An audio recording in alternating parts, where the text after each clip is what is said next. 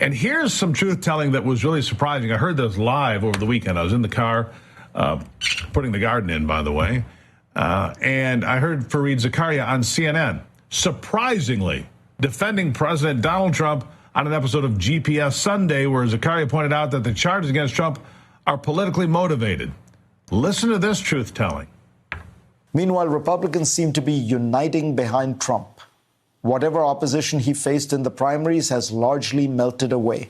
And the trials against him keep him in the spotlight, infuriate his base, who sees him as a martyr, and even may serve to make him the object of some sympathy among people in general who believe that his prosecutors are politically motivated.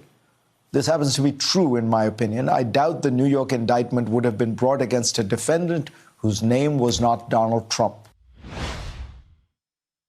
Not brought against anyone who is not Donald Trump. Well, he's not wrong about that. Let's listen to what he had to say about the polls as well. Trump is now leading in almost all the swing states. I understand that polls are not always accurate, but in general, they have tended to underestimate Donald Trump's support, not overestimate it. Who was the more competent? Trump now leads by 16 points in January 2024. That 25-point shift could be a reflection of people's sense that the president's age is affecting his capacity to govern.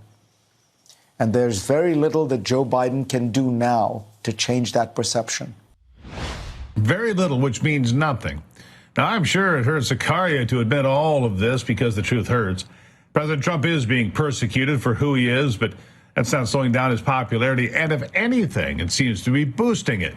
Democrats are divided amongst themselves, and Republicans are standing together more and more. Even the attempted downplayed polls show that Trump is dominating Biden, and it is becoming too difficult for the Democrats to hide that, which seems to indicate to me there's a change coming. That's my guess. Biden's in it for now, but for how long, I don't know. And we'll get back to the news after this quick break and a message from our sponsor, Birch Gold. Can your savings weather an economic storm? Think about what you put away for the future. Inflation can render cash worthless. Real estate can crash like it did in 2008.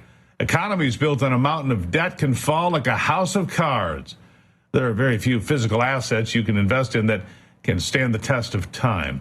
Gold has withstood a valued form of money for millennia, and that's why people are flocking to it right now, and why Birch Gold is, well, frankly, busier than ever. Through a little-known tax loophole, Birch Gold lets you convert a retirement account into a tax-sheltered IRA in physical gold. And the best part, doesn't cost you a penny out of pocket, not one penny. To learn more, text America to 989898. Claim your free information kit on gold. Let me ask you this again. Can your IRA or 401k weather an economic storm? If not, call the people I trust. Birch Gold. Text America to 989898. Secure your savings today. Coming up after the break, President Trump's attorney, Michael Cohen, former attorney, I should say, testifying in Manhattan today on the alleged affair with President Trump and porn star Stormy Daniels. I'll bring on President Trump's attorney, Jesse Banal, to discuss the updates. It's all next on ABL.